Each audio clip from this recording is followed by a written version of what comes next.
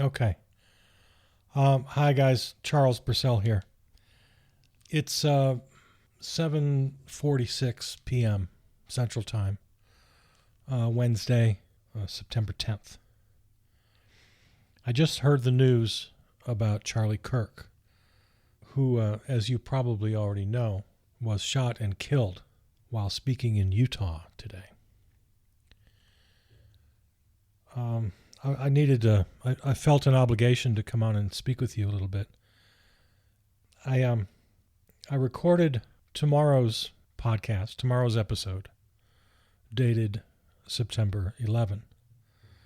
I recorded that late this afternoon, early evening, and so I didn't know about this obviously when I recorded it. So there's going to be no mention of that at all. But I felt I should come on and just tell you my feelings because we live in such perilous times. This is a momentous occasion. That's poorly worded. It's momentous. Sometimes it feels like it doesn't even need to be said, but it does need to be said over and over again that we denounce all violence here at the log. Maybe I should say it more often. I don't know. I do say it. I am very passionate and I use pretty harsh language, especially about the current regime and the threat to democracy and the threat to the nation. My disdain for some people who appear to have disdain for most Americans. So my rhetoric is harsh at times. I take no pleasure, not even for a moment, of the news of the day. I feel only sorrow, especially for his family and friends, and mostly for his children. He has, I think I heard he has a boy and a girl, just a couple years apart. I have two children, a boy and a girl. They're grown now, but just a couple years apart. So the human side of this is just unquestionably certain and one-sided in this partisan land we live in. It's 100% one-sided. It's just nothing but sorrow and grief for his family and especially for his kids. Now, I do need to say this as well. I feel exactly about the death of Charlie Kirk as I felt about the death of the Minnesota state legislator and her husband. I feel exactly about Charlie Kirk's death as I feel every time there's a school shooting. I feel exactly about his death as I feel every day when I read the headlines and hear of another 5 or 6 or 10 Gazans who've died of starvation, or the dozen or 20 or 30 who've been shot and killed while trying to get food for their families. I feel exactly the same sorrow and grief as I felt on October 7th when I heard about the Israelis killed in the Hamas attack. I feel about the death of Charlie Kirk exactly as I feel about the death of a man just several blocks from where I live who was shot and killed in a drive-by shooting. I don't rank these deaths. One doesn't hit me harder than another. I feel exactly the same way about all of them, about each of them.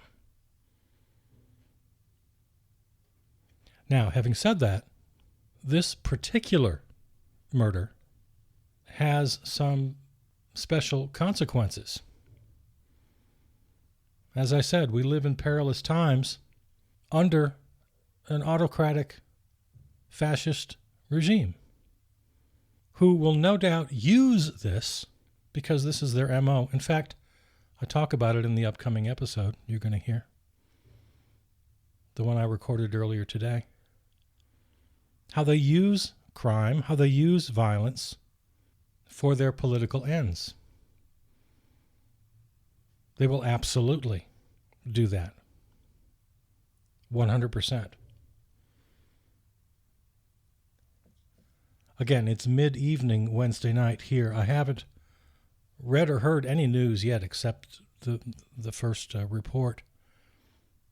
Again, I was busy recording and editing. Then I had some dinner, and then by the time I sat down to look at my phone and maybe watch some news, it was long after this event had happened. So I'm not sure where they've already gone. I'm talking to you in a moment now when I haven't yet discovered that. But I feel very safe in predicting that those who cynically use the violent deaths of others to win their own political points will be out in droves. Now, I could say, based on the events of today, let's please have serious gun safety laws. And I would be accused of what I just said, taking advantage of a situation to make my political point. Of course, I don't quite see it that way, but we can have that debate. I don't mind having debates. I'm not going to cry any crocodile tears over Charlie Kirk. I didn't know him personally. His views were abhorrent in many ways. That doesn't change the way I feel about his death. The United Healthcare CEO, the child in Gaza just yesterday, shot in her bed while sleeping. All lives and all violent deaths are equal to me. There's some special circumstances here because of his position as a political activist, a pundit, commentator, influencer, whatever you want to call it. There is a danger that this incident could escalate into more violence. I'm here to ask you, please, for the love of God, don't go in that direction.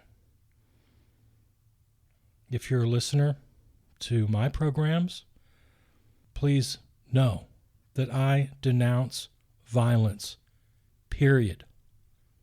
Always. Always. Not when it suits me. Always. Use your words. Don't fucking shoot people. So, as I said, the next episode you're going to hear is scheduled to drop at 5 a.m. the morning of September 11, 2025. I recorded that and edited it before I heard the news. So that's why I wanted to come on and talk to you here. And I'll post this right now. Okay. I love you. I'll see you out there.